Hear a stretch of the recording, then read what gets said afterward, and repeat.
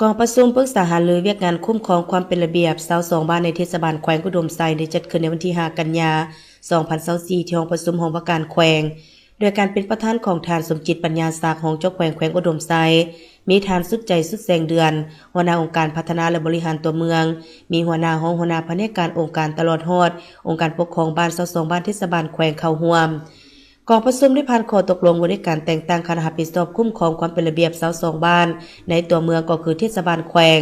โดยความเอาบุคลากรจากแผนกการองค์การต่างๆอ้อมข้างแขวงเข้าในข้อตกลงฉบับนี้ผ่านห่างแผนดำเนินงานการจัดตั้งปฏิบัติเวียกงานคุ้มครองความเป็นระเบียบในตัวเมืองจุดประสงค์เพื่อให้เทศบาลตัวเมืองทรายได้รับการคุ้มครองปกปักรักษาพัฒนาอย่างต่อเนื่องและถูกต้องตามแนวทางนโยบายของพรรครัฐบางออกแต่ละระยะเพื่อก้าวแก่มต้อนรับการดำเนินกองประชุมใหญ่3คันของพรรคให้เป็นขบวนการฝืดฟื้นซึ่งระยะผ่านมาคณะรับผิดชอบก็ได้ลงคันไว้ตามพระบทบาทของตนเพื่อแก้ไขปัญหาดังกล่าวให้เข้าสู่ระเบียบแต่ก็ยังมีหลายปัญหาที่บ่สามารถแก้ไขได้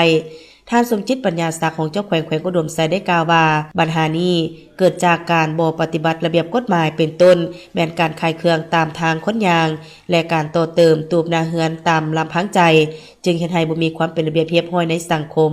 ยังมีการทิ้งขี้เยื่อตามขอบเขตเจเรือนใส่รถไปทิ้งตามกลางทางขี้เยื่อเนี่ยอันนี้อันหนึ่งอันที่สองการต่อตู้ต่อเงือกเนี่ยยังท่วมบาทางอันที่สามการต่อสายไฟฟ้าการต่อสายโทรศัพท์นี่ก็ยางลงตุสุตะสะมะยุมะยังเบิ่งเสาแต่ละเสานี่บ่เป็นตะเบิ่งอันต่อมาแม่นหยังความสงบความเป็นระเบียบเรียบร้อยบ้านพักโรงแรมห้างบันเทิงการจอดรถการขายเครื่องแคมทางตามสี่แยกอันนี้รู้จังหลาย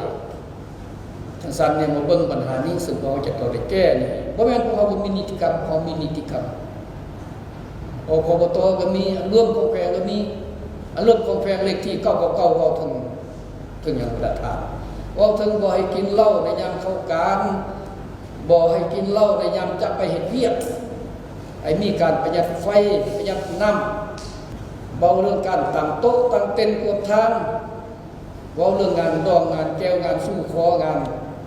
สู่ฝันงานศพได้บ่หมดพร้อมเดียวกันนี้ทานสมจิตปัญญาศักดิ์ของเจ้าแขวงอุดมไซยังได้ซี้น้ำลายบรรหาเพื่อเป็นบนอิงพื้นฐานให้แก่คณะซี้นำรวมในการเคลื่อนไหวนำพาซี้นำสุกยู่ติดตามและเป็นบนอิงให้แก่คณะรับผิดชอบภาคสนามนำไปพันขยายเป็นแผนละเอียดมีแนวเวียกที่จะแก้ไขคือฮื้อถอนตูบน้อยการต่อเติมอาคารเงือบหน้าบ้านเฮือนทุกประเภทที่ความทางยางความต้นไม้แคมทางความเสาไฟฟ้าเยียงทางหรือสิ่งปลูกสร้างก่อสร้างอื่นๆที่บ่เป็นระเบียบเรียบร้อย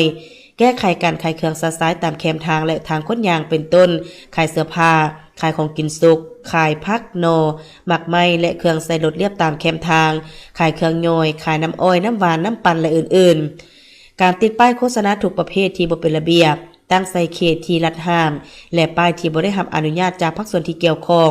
ห้านขายหรือซ่อมแปลงรถทุกชนิดที่นำใช้สถานที่สาธารณะเป็นบ่อนดำเนินกิจการและห้านซ่อมแปลงที่ส่งผลกระทบต่อสิ่งแวดล้อมเป็นต้น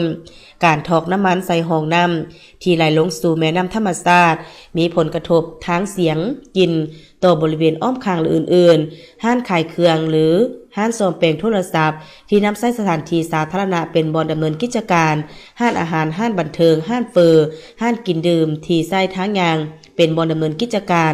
มีเสียงรบกวนและเปิดกายเวลาที่กำหนดแก้ไขการจอดรถที่แออัดเป็นต้นจุดโรงเรียนและชุมชนต่างๆในตัวเมืองการติดตั้ง